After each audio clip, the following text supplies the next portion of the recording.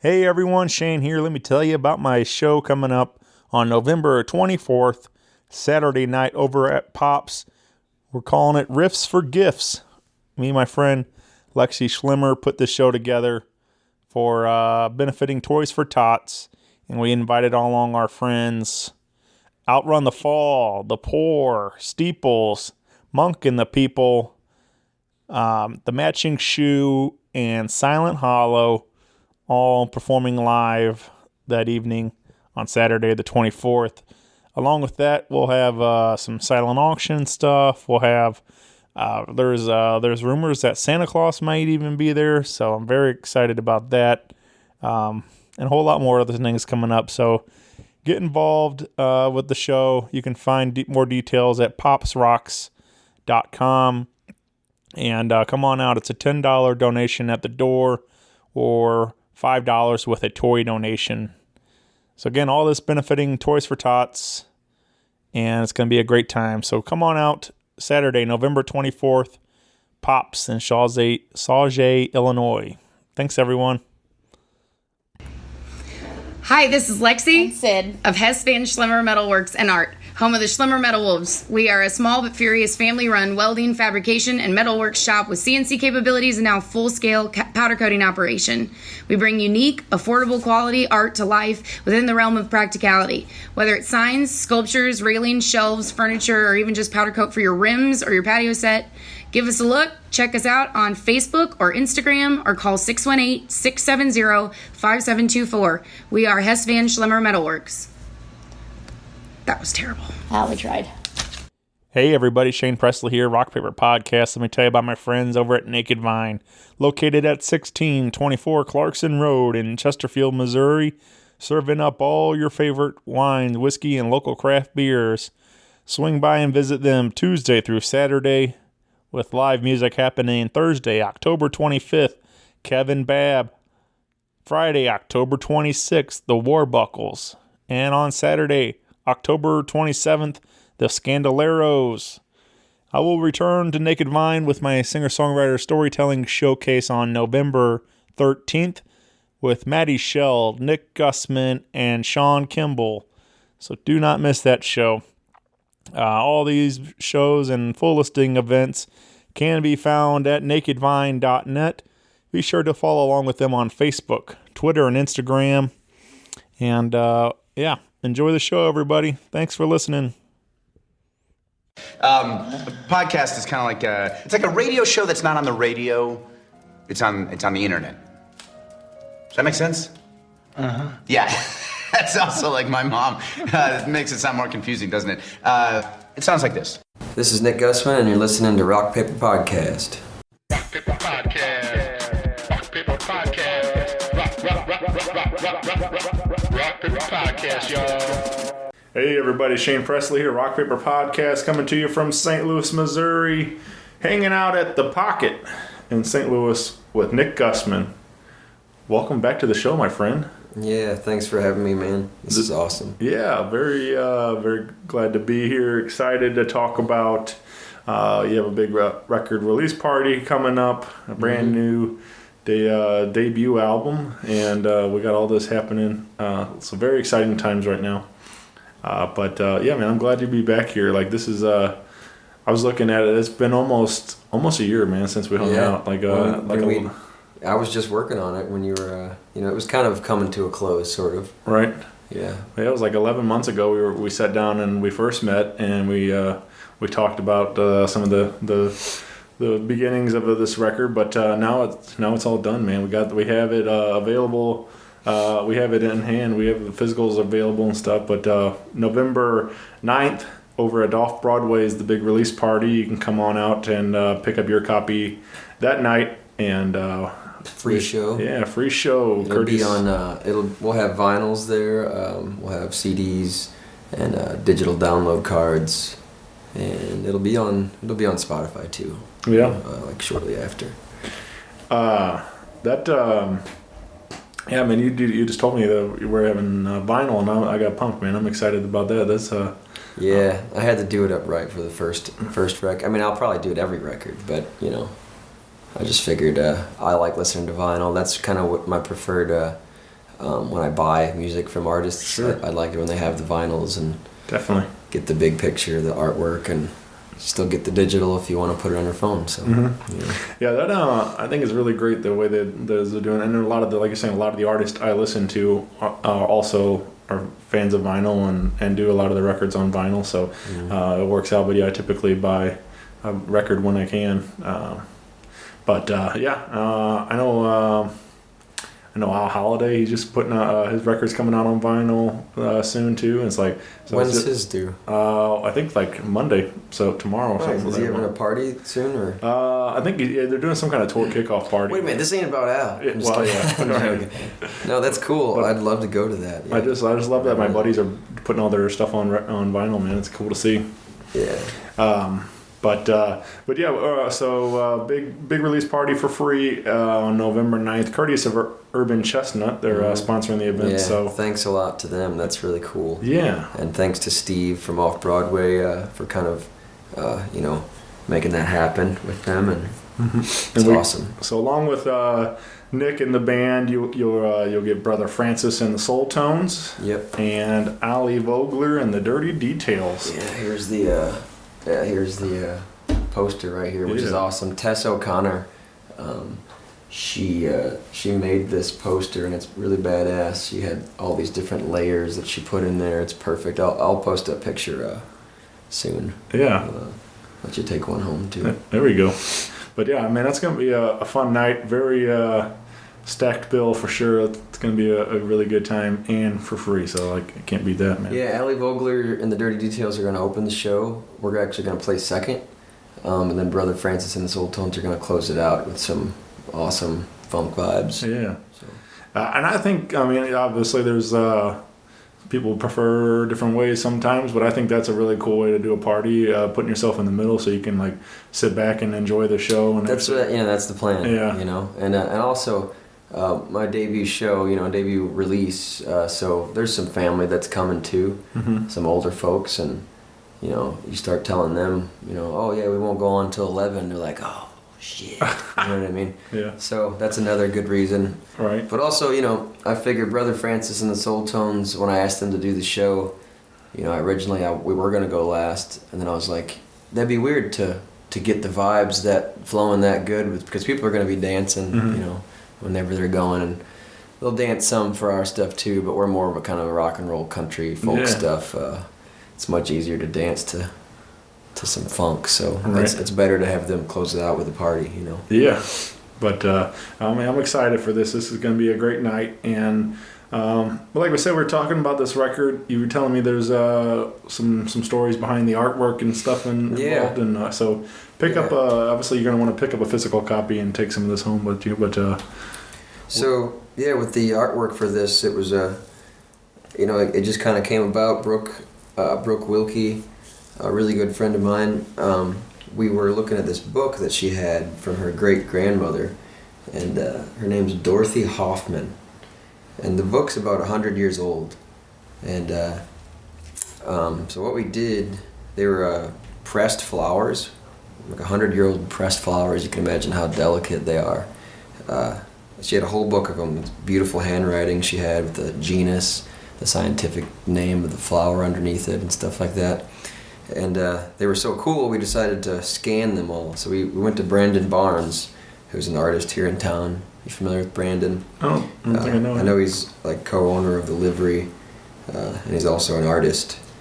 And we had him scan all the flowers and do the digital artwork and kind of put this together. So these are actual scans of those 100-year-old flowers, and they're kind of littered throughout the whole album. You know what I mean? There's some in the lyric booklet. There's some on the disc art itself. And it's going to be the same way with the vinyl. I'm most excited about the vinyl, though, because it's this but blown up. Sure. You know what I mean? So you'll really be able to appreciate the size of it and get to really take a good look at it. But so he put the artwork together for us, and I'm really stoked about it. So thanks, Brandon, and thanks Dorothy Hoffman, who I've never even got to meet. Brooke Wilkie's great-grandmother. Yeah, man. To help us with that's very cool. And I also, with all the packaging and everything, I also really enjoyed that you have a book of all the lyrics too. So like, because that's something that's kind of gone away. But I always like that. yeah. There's a big insert in the vinyl too, a big page insert with all the lyrics. But I mean, as a fan of lyrics and stuff, it's fun to read along with you and stuff, you know. Yeah. So. I always dig that. Yeah. Well, let's drop in a couple of these tunes. We share what we've been working on here. I told you, man, that you gave me a copy of this a while back. I think this was we ran into at South Broadway Athletic Club, I think, that day for the Whiskey War Festival, and you leaked me a copy of the album, and so I've been jamming it for a little while now, and Nice. and just really enjoying it, man. This is honestly one of my favorite records ever. Like, it's just like beginning to end. It's very solid, and That's awesome. Thanks. I'm loving it. So, Yeah. but Look at Me Now is a track that kind of popped out for me. It's just I hear that a lot about this track, and it's, you know, it's one of my favorites too, and it's different than the rest of them, right. but still very classic, you know. Well, look at me now. Hear what I say to you.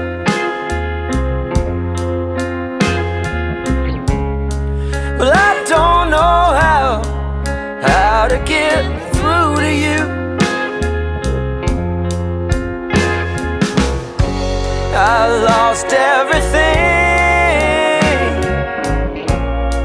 thrown it away. You won't even give me the time of day. I've been hurt, crying, fighting, moaning, bleeding. Well, look at me now.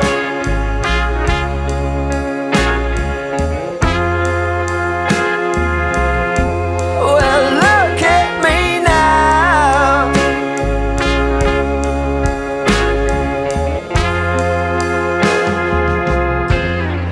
And I made the same mistake. Yeah, I've been down that road.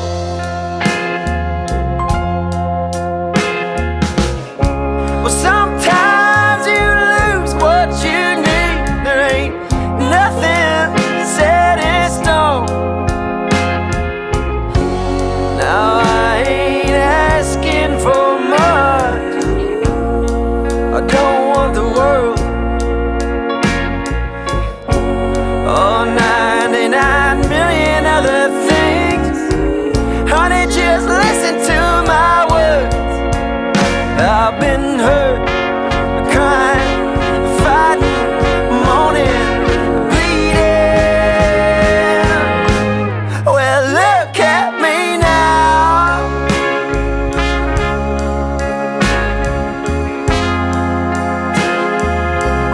Well, look at me now.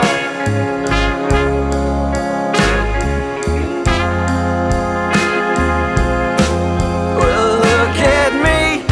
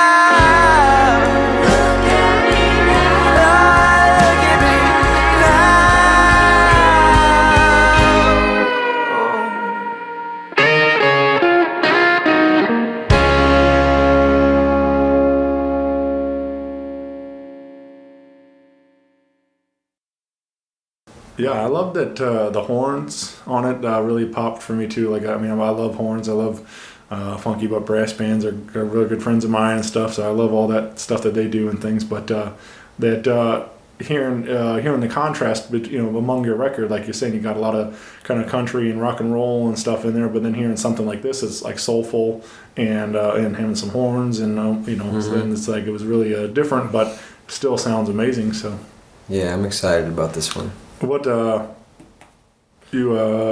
guess I could go over the people who played on it though too. Yeah, for sure. Just real quick, because so Dave Muser was the horn player on that song. Oh, nice. From the He group. plays with the Groove Line. Yeah. He's a great trumpet player.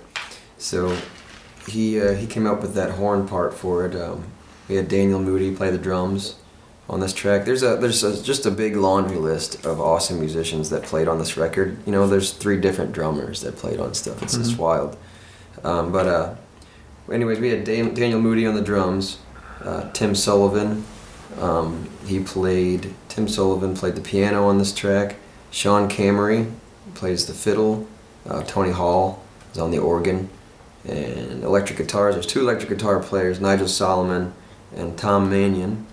And then we had some vocal harmonies from Maureen Sullivan, Dave Werner, and Ali Vogler. And all I did was sing. Yeah.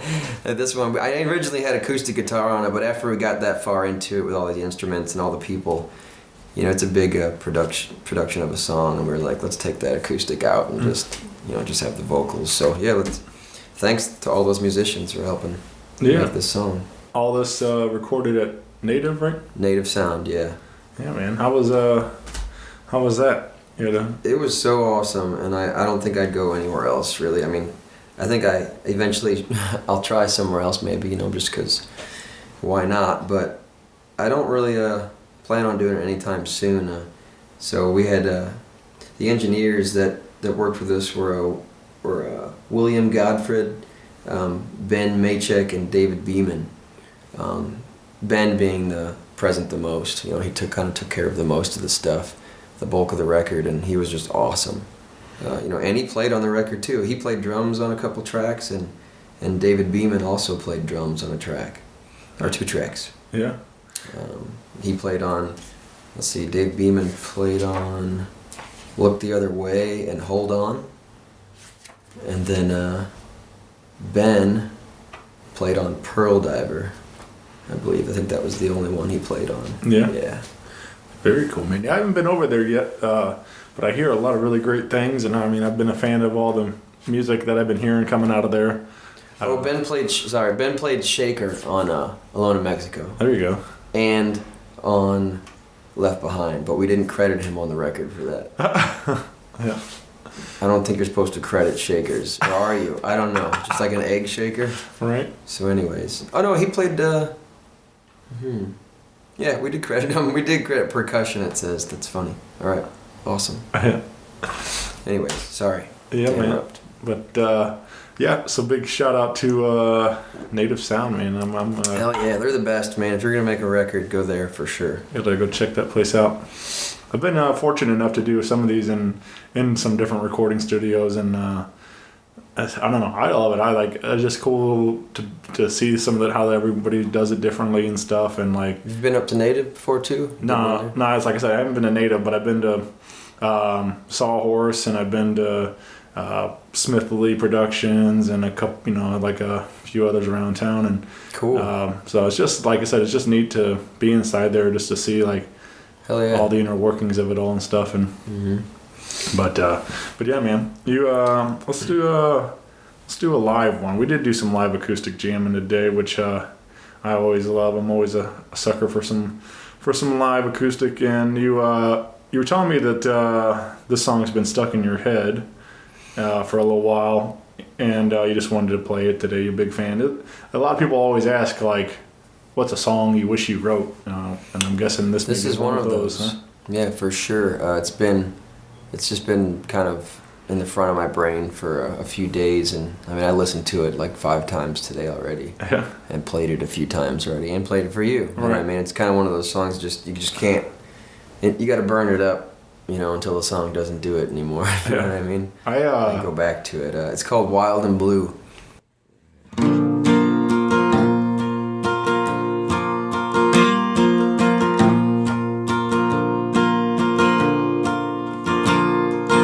Way across town, the phone rings off the wall. If you know he ain't home, why do you keep calling? You're gonna drive yourself crazy, and you know that it's true. It's making you wild and blue, wild and blue. Ain't no wonder. Look at the things that you do. They could just take you up yonder. You're already wild and blue. In somebody's room on the far side of town, with your mind all made up and the sheets all pulled down. Somebody's trying to satisfy you. He don't know that you're wild and blue, wild and blue. Ain't no wonder. Look at the things that you do. They could just take you up yonder. You're already wild and blue.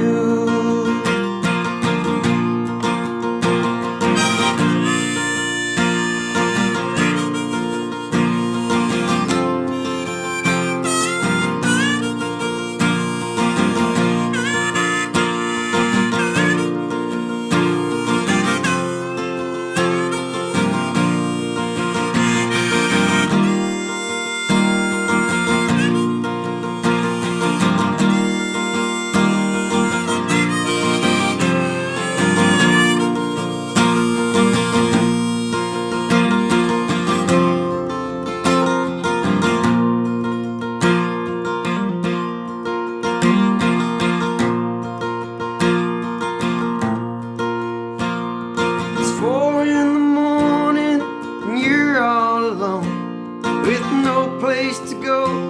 Why don't you come home? I'll be right here, baby, waiting for you. I know you've been wild and blue, wild and blue. Ain't no wonder. Look at the things that you do. They could just take you up yonder. You're already wild and blue, wild and blue. Ain't no wonder. Look at the things that you do. They could just take you up yonder. You're already wild and blue. They could just take you up yonder. You're already wild and blue. Originally written by John Anderson, but the cover that the version that I heard first, his version's great too, but the version I heard was by Lucinda Williams, and it's just great. Just check it out. Yeah. It really gets you. Yeah, man. This is a beautiful song, and I really loved your version. It sounded great today, man. And that's it's just fun to hear some different stuff from you. Like hearing those cover songs and stuff.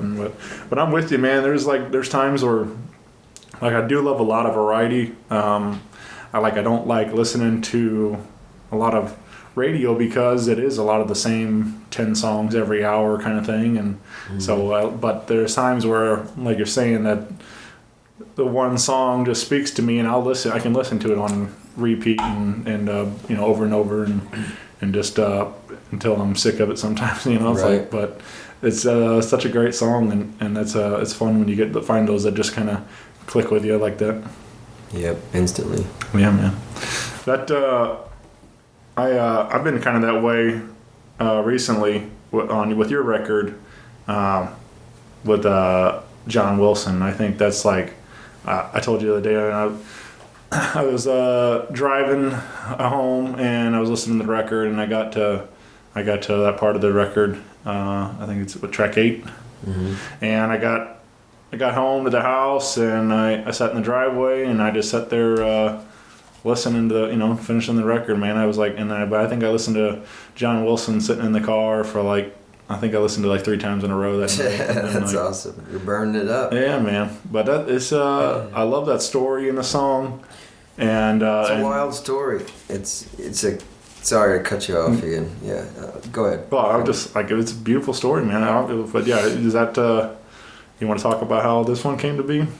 Yeah, sure.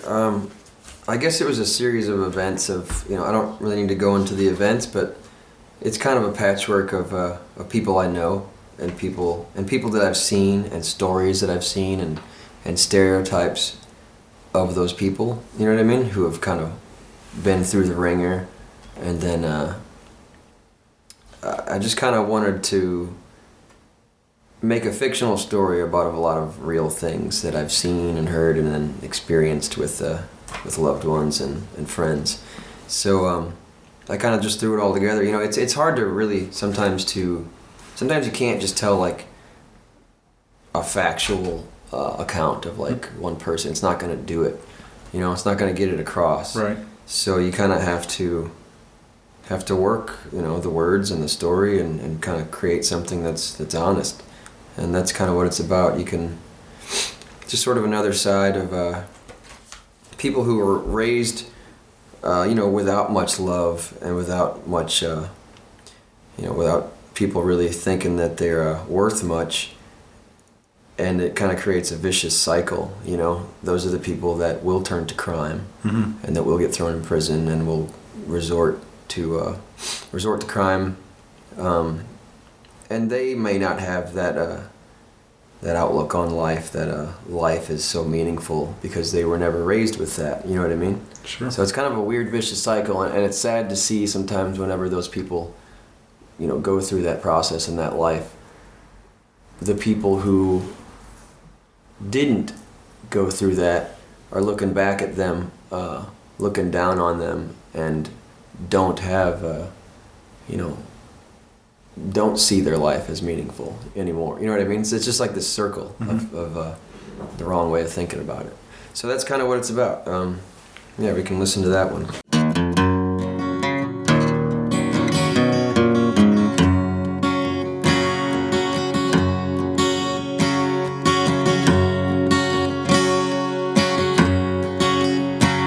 My name is John Wilson. Today I was born with a daddy in prison and a mama forlorn. Well, I'd sure like to meet you, but you'll never see me. I'm nothing to you except the numbers you read. Well, the growing was rough for my sister and I. She practically raised me while Mama got high. But when she got pregnant at the age of 16, the state took us away till the needle ran clean. I was sent to my uncles who I'd never seen. He'd sleep all the time, drink and get mean. He didn't think much of school and he turned a blind eye. And I fell right in line with the criminal kind. But the money rolled in like I never know. I put food on the table and bought me new clothes. Yeah, my friends were my family and they often gave praise. And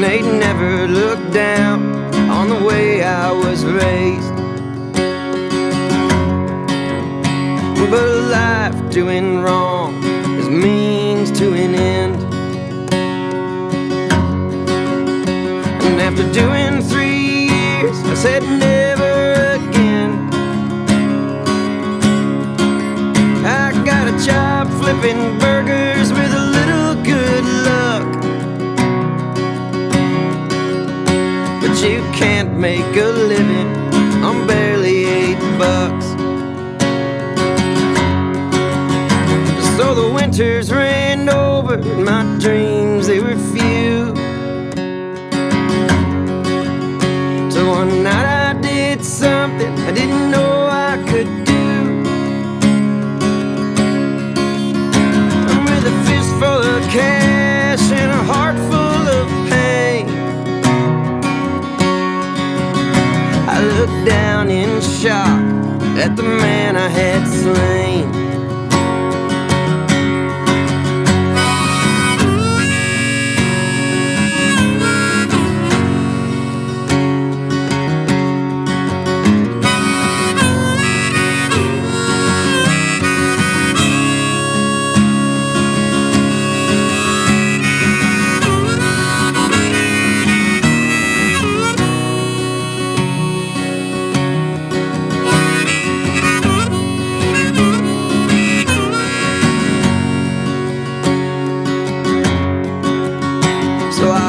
But they caught me, put me inside of Bonterre prison for the rest of my life. Yeah, but not much has changed except the locks in my mind. I still walk the line with the criminal kind. My name is John Wilson, today I will die, but not from a gunshot or blade in the side. No, not from old age or physical health, but I can't find a reason to not hang myself. So I've told you my story, I sung it to you plain. I don't doubt your statistics, I don't pass the blame. And I've only one question, for darkness takes me. Am I nothing to you except the numbers you read? To you, except the numbers you read.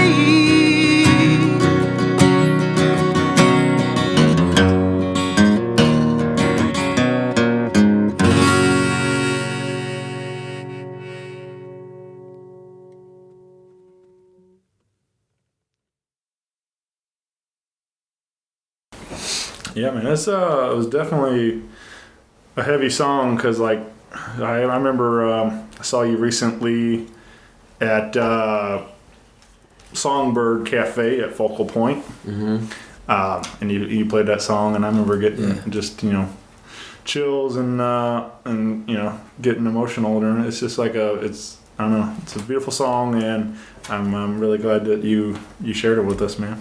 Thanks a lot. Yeah, that one was recorded by Josh Roman. He owns a Mind Rocket studio. And it's they do a podcast and they do a video series out there. Yeah.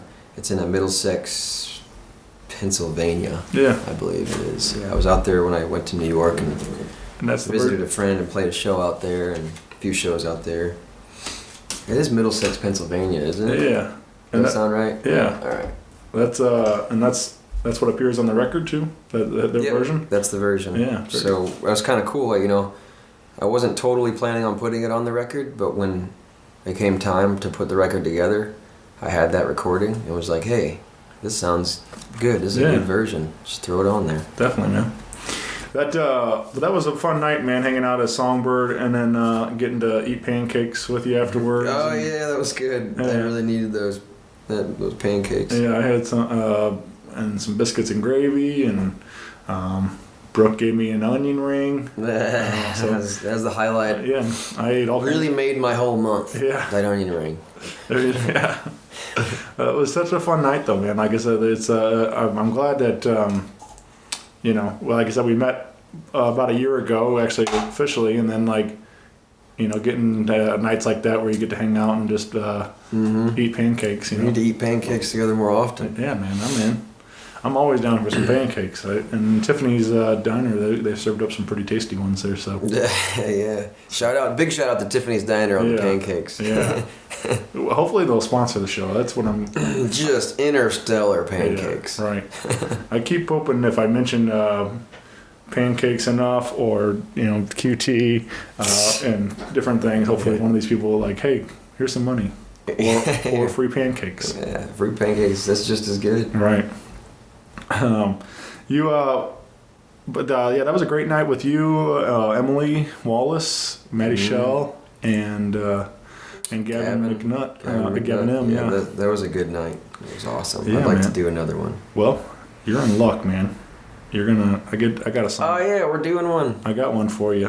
We're doing a little songwriter night at November 13th at Naked Vine, which I think it's gonna be great because like Friday night you're playing a full rockin' set with the band, and everybody can come out and pick up a copy that night, November 9th, and then they can come see you on Tuesday, November 13th, and like kind of a real intimate, stripped down version of these songs and get some of the stories behind them a little more in depth and stuff. And yeah, it's gonna be. I'm really excited about that, and I get to play with Mattie again. Yeah.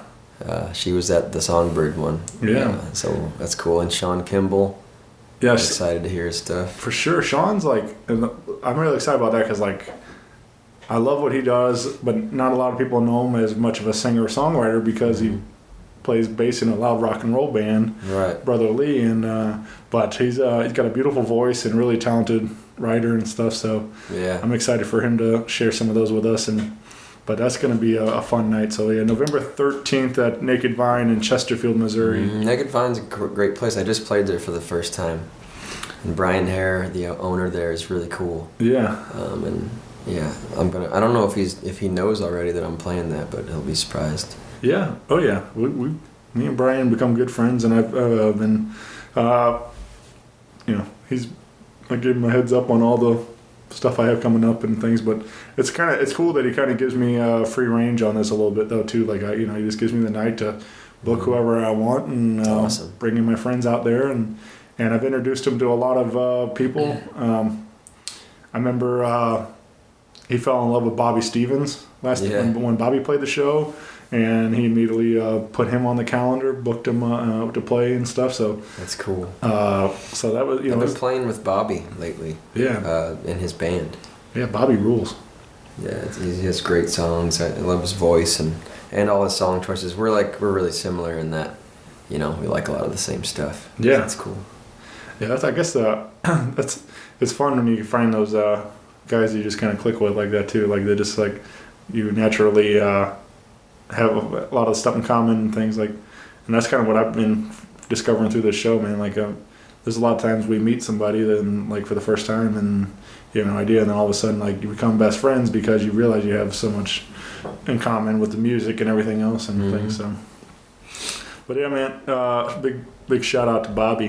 We're getting all kinds of shout outs today, but Bobby Stevens is he's the man. Shout out to Bobby. Well, we said we got that date, but then you right after that you're hitting the road, man. We got some big tour stuff coming up. Nick Gusman's coming to a town near you. Yeah, we're headed. Or I mean, I'm headed. It's gonna be a solo tour. I'm going to. Let's see. I think the first place I'm going to is Nashville, and I don't know where I'm playing there yet. I got. My booker had got me lined up there somewhere, but she didn't tell me where yet. But looks like I have a few North Carolina dates that I'll be playing. A few cities going through Wilmington and Greenville, Black Mountain. One cool thing that I'm excited about is in Knoxville, I'm doing this thing called the Blue Plate Radio Show. Have you heard of it? Yeah, man, that's a pretty big deal. Yeah, it's awesome. I think they kind of do sort of the similar thing that we're doing now, and then they film you, you know, and post your video in various formats, you know, various sites, and that's a pretty iconic room though. Like, yeah, I'm really stoked. Hopefully, I had the fantasy that I would just wipe all the plates off the wall and just shatter them all. You know, I'm sure that'll go over well. Yeah, but you know, they won't. I gotta do something so they don't forget me. Yeah, well, they definitely won't forget that. No, but that's during the day, and then at that night I'm playing at the Alley Cat in Carrollton, Georgia, and I'm going through Tallahassee, Mississippi, and another place I'm really stoked to play is Adair's in Dallas, Texas, which is kind of a famous place. Been around a long time, and a lot of great bands have kind of cut their teeth at Adair's in Dallas, Texas, I hear. So, first Texas show ever. Yeah, man, nice. Yeah, they'd you did a little run the last time we talked. Did some touring then too and stuff. Is there anything in particular you notice is different, like in the crowds, like from compared to St. Louis to Nashville or whatever and stuff? I mean, like the different things. Is there anything that? I know that one thing I noticed was that when you're playing the smaller towns, it's you get more people are more attentive, and they're willing to come out and just check out the music that's going to be there at the venues. You know what I mean? I guess it's because it's not oversaturated with a lot of live music. So there were places that I played on this last tour, you know, and I'd send posters their way and links and have them try to kind of talk it up, you know. But people just come out, like they come and meet me after the show and tell me it was great, and then be like, yeah, we seen there was someone coming tonight, and we listened to your music and we liked it, so we decided to come out, you know. Yeah. And there was quite a few of people like that, which I don't see as often in St. Louis, you know, because people have their pick of what they're gonna go to, and there's so much of it that they don't just decide to go check out some live music, you know. You got 40. They're not seeking it out, put it that way. But in the small towns, they're seeking it out, and they come to the show and they listen, and you know, it's awesome. Yeah.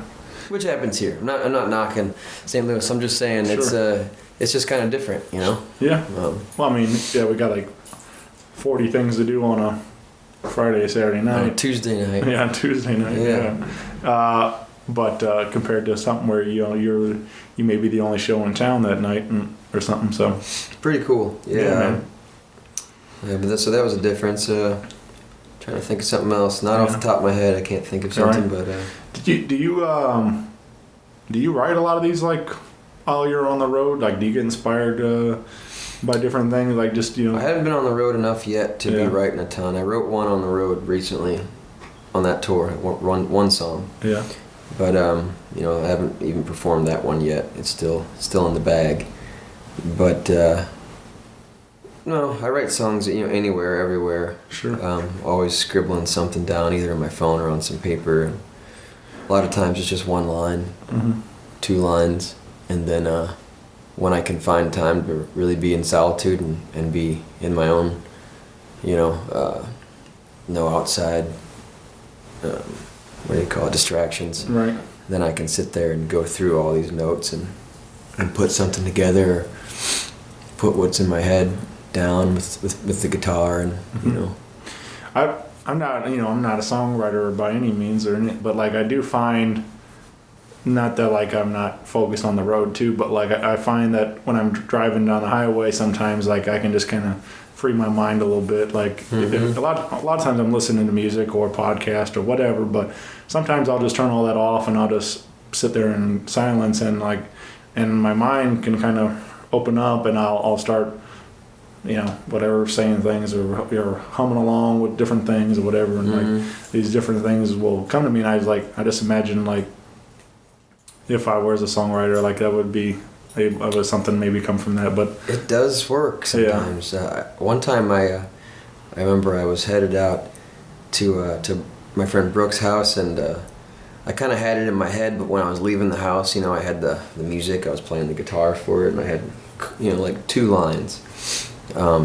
but I had to get out there, and she lives in Edwardsville, and it was like a 40-minute drive from where I was, and I drove out there at night, and by the time I got to her house, I had already had the song done. Like I wrote it all in the car. Yeah. You know, like in my head, and then I got to her house and wrote it all down, and then recorded a version of it on my phone, played it at a show like a week later, and then that phone broke, and I lost the lyrics for it and the recording of it. And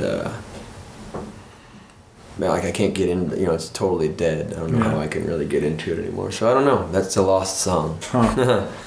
That I know.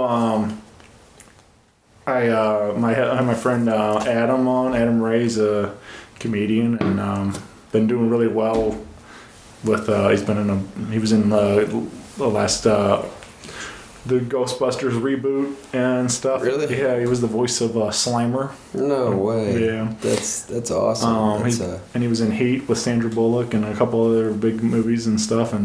But anyway, he's doing really well. And but I had him on, and he was telling me some stuff that he like emails himself all the time, like joke ideas or whatever, you know, different things like, and that way, just in case something like that does happen.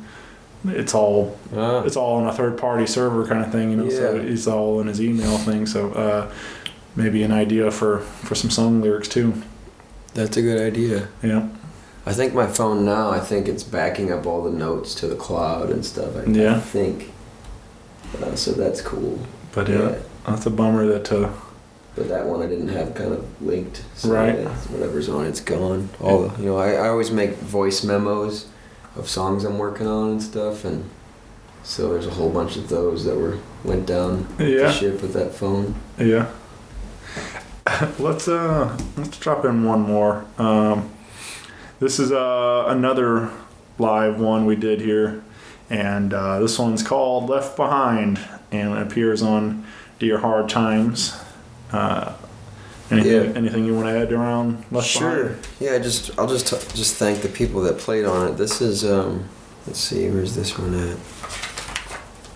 That's why it's handy. That's why I got the lyric book. See, refer to the book. Yeah, this song. I just wanted to thank Sean Camry for doing a great fiddle part. Dave Werner played the bass. Allie Vogler, I've gotten a lot of compliments on the vocal harmony on the song. She just killed it on that. Jake Brookman, he's a cello player. Yeah. Him and Sean did a really cool string arrangement during the middle of the song. And then Tim Sullivan played the piano, which just really, really fills it out really good. So thanks a lot to those guys. For sure, man. That beautiful song. Like I said, the on the record and the live version, man, it sounds great. And thanks.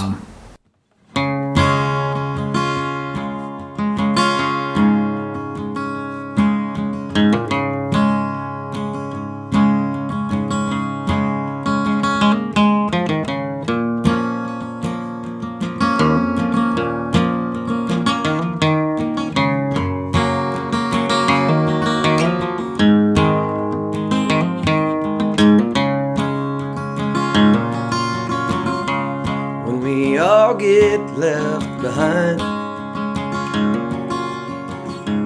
when we die without a dime, we'll have melody and rhyme. We'll be singing all the time when we all get left behind. And I don't claim to know a thing,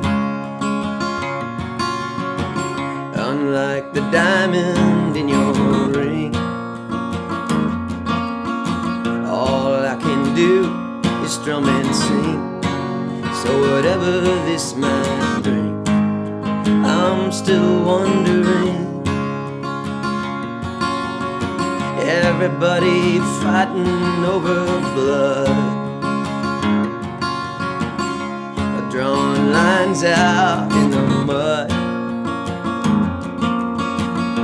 selling tickets to the flood, trading nickels in for love, and forgetting what it was. when we all get left behind. When we die without a dime, we'll have melody and rhyme. We'll be singing all the time when we all get left behind. And when they send me off to war, well, don't you bother keeping score. Well, don't you pace your midnight floor. Don't be peeking through the door. I ain't coming back no more. And when they put me on the shelf, because it's better for my health, they'll bring me out for show and tell, stuff me back into myself, and leave me singing to myself. Oh, when we all get left behind, oh, when we die without a dime, we'll have melody and rhyme. We'll be singing all the time when we all get left behind.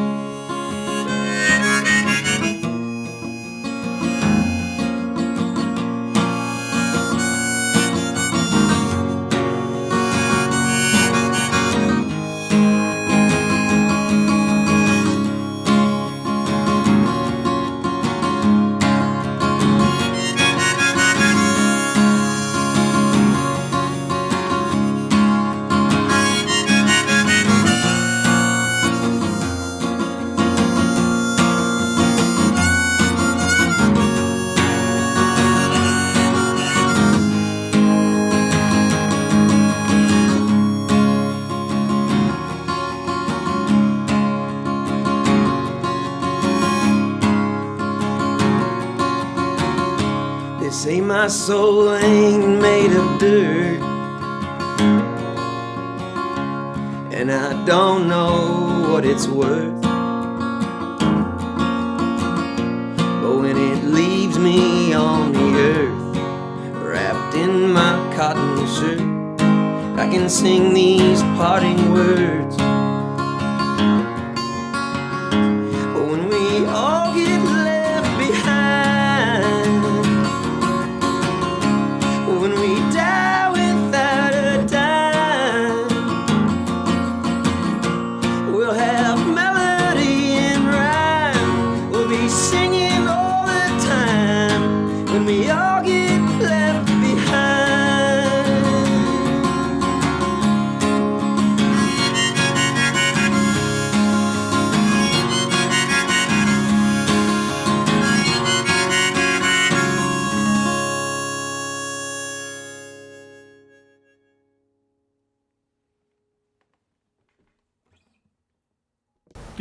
You said you up to 20, 21 different musicians played on it or something like that? 21 people played on the record. Yeah. I'll just run through them real quick. Daniel Moody, Dave Werner, Tim Sullivan, who I've mentioned these guys already. Terry Groman played saxophone on a couple songs. Ben Maychek played drums. Dave Beeman played drums. Nigel Solomon, who's an awesome guitar player, he plays in my band. Ed Doggs, he's the drummer in my band. He's a great drummer. Ryan Koenig played harmonica on a track. Nice. Tony Papillo is a good friend of mine, played guitar on a track. Sam Golden, who's a multi-instrumentalist, he's amazing. He played fiddle on a song of mine too. Let's see, Jake Bookman, Sean Camry is in my band currently on the fiddle. We mentioned Dave Muser, trumpet player. Tom Mannion, he's a good friend of mine, and it was in my old band, the Moon Glampers, and he played guitar. Ali Vogler, Maureen Sullivan did a bunch of backups. Chad White, who's a banjo player, He did an awesome song on awesome part on Easy to Paint. Jerry Bauer also played on Easy to Paint, played lap steel. Matt Hughes played pedal steel, and my buddy Tony Hall did some organ on the record, and he plays keyboard in our band currently. So. Nice, man. Yeah. You are any of those people gonna play their parts live at the release party, or? I know I invited Tim Sullivan on some tracks because he played piano on a lot of stuff, so he'll be up there with us. The horn player, Dave, was going to play with us, but he has to go record or something in Nashville now, so we got a different horn player that's going to come, who we actually met last night. Oh, yeah? Yeah, it's really funny. I think his name's Jeffrey. He gave us a card. So we played a wedding last night, me and the band, and we met this guy there who is a brother-in-law. His name's Jamie. Sorry. He's a brother-in-law of the groom, who I'm friends with, and that's why we were playing the wedding. So me and the whole band are out there playing, and he comes up before we start our first set and was like, "Hey, I'm a musician too. I got my baritone sax in the car, and all this stuff." And we played. We ended up playing "Superstition" by Stevie Wonder, right on, and then a Stevie Ray Vaughan song after that, and we were just kind of like, man, if we had that horn part for "Superstition, that would just kill it." And he's like, "Oh, I think I know that." And we're like, "All right, you should probably go get your sax and go get your horn, and maybe we'll work it up real quick, and then when we start, you jump in." So it turned out really good.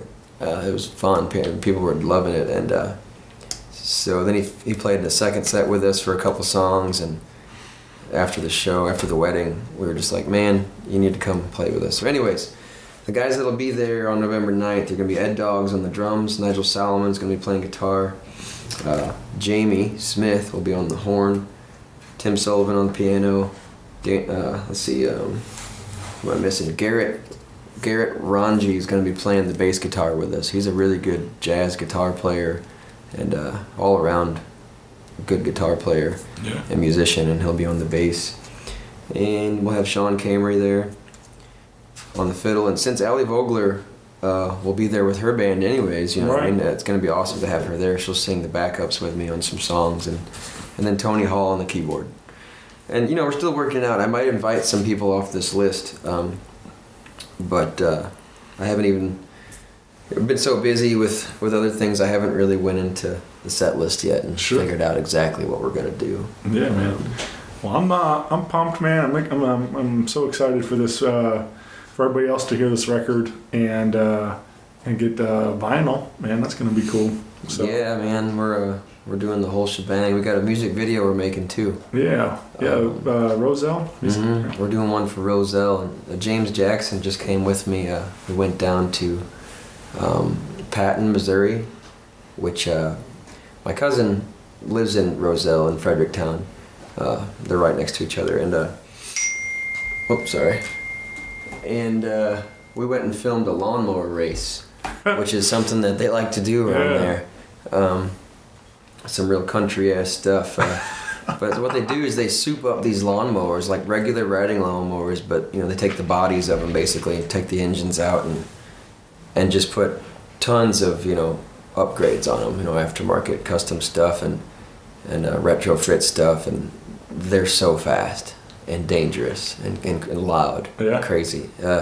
So we went and filmed a race. My cousin races down there, and we're gonna kind of cut between this exciting race footage, and some artsy stuff of me, maybe jamming by the river down there on our property, and then cut also between a live performance that me and the band are gonna shoot here in the next few weeks, over at the One Night Stand, which is a little dive bar on Gravois. Okay. It's a cool place. Yeah. Is that did you get to drive any of the tractors? No, I didn't. I didn't get to drive any. Yeah, that'd be fun though. Yeah, I'd probably take it. Those things, we seen somebody flip. Yeah. Like they're so fast and kind of they're not made for that. You know what I mean? Right. That's one of the, I guess, the exciting things. They're really dangerous. All right. So.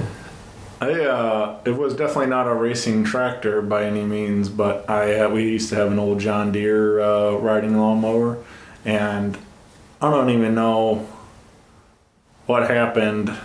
I was pretty young, but somehow I ended up like falling off of it while I was going, and then like this is before the time of like safety sensor stuff, you know, like so I fell off, but like my foot like was stuck like on the shifter or like I guess for the drop the blade, something like that. So somehow I was like stuck on it, like hung up by my leg, and I was like being dragged by the tractor as it like was still didn't run you over, did it? No, it didn't run me over, but it's like dragging me down this like gravel road or whatever, and somebody had to like I forget who ran out. I don't know if it was my dad or somebody, but like ran out and like, you know, jumped on the tractor and turned it off or whatever. But it's like, holy crap! It wasn't like going real like super fast or anything, but it was like still was like, I'm glad somebody caught me before I like ran into the house or tree or whatever, something that caused a lot of damage. But but somehow I don't even know how that happened. They're dangerous machines. Yeah, right. You got to be careful. Yep. But so everyone I talk to about the race too, they're like, do they still have the blades on them? And I'm like, hell no. They don't need to be even more dangerous. It would be fun though to mow at about 60 miles an hour. Yeah. So you well again, come on out to Off Broadway on November 9th, Dear Hard Times record release party. Pick up. Sponsored by Urban Chestnut. Yeah, free show. No excuse to miss this party. What are we doing now? 8 o'clock start. Doors are at 8. Yeah. And again, brother Ollie Vogler kicking it off. Nick Gusman and the band will be next, and then Brother Francis and the Soultones going to finish it out with some funky jams. And it's going to be a great night. Again, you can pick up vinyl copies or CD copy or pick it up digitally everywhere after that. And get involved with everything Nick Gusman on Facebook and Instagram. And you go to nickgusman.com and check out the website. Yeah. Always posting updates on there. So. And we got, like I said, coming to a town near you in late November and December and stuff. So yeah, keep an eye out. Big things are happening, man. But Nick, I really appreciate you doing this, man. Thank you, man. I appreciate you taking the time to come and meet me and do this. So. Yeah, man. Happy to help. I like I said, big fan. I really love this record, and I'm excited. You said you already have probably enough for the next record. Oh yeah, more than enough. But by the time we're ready to record it, I'll probably kick all these songs out and new ones. So we'll see. But so no shortage of tunes coming, so I'm excited to see what's next too, man. Yeah, I've been thinking about that. Maybe I should, because I know that's gonna happen. Like no joke. By the time we actually record, I'll probably have different ones. So, but I'd like these to not go to waste. So I was thinking about maybe putting out an EP soon. Yeah. Like right after the, a few months after the initial release, do a live recording with the band. Nice. And just kind of bang them out, and put out a little EP. Yeah, that'd be cool, man. So just to keep the momentum going, So yeah, be on the lookout for that after this. All right, very nice, man. All right, buddy. Well, thanks again. Big thanks to The Pocket for letting us hang out today, and thanks to everybody for listening. Thanks, Shane. Bye, everybody. Rock Paper Podcast. Rock Paper Podcast. Rock Paper Podcast. Rock Paper Podcast. Well, yeah, that was it.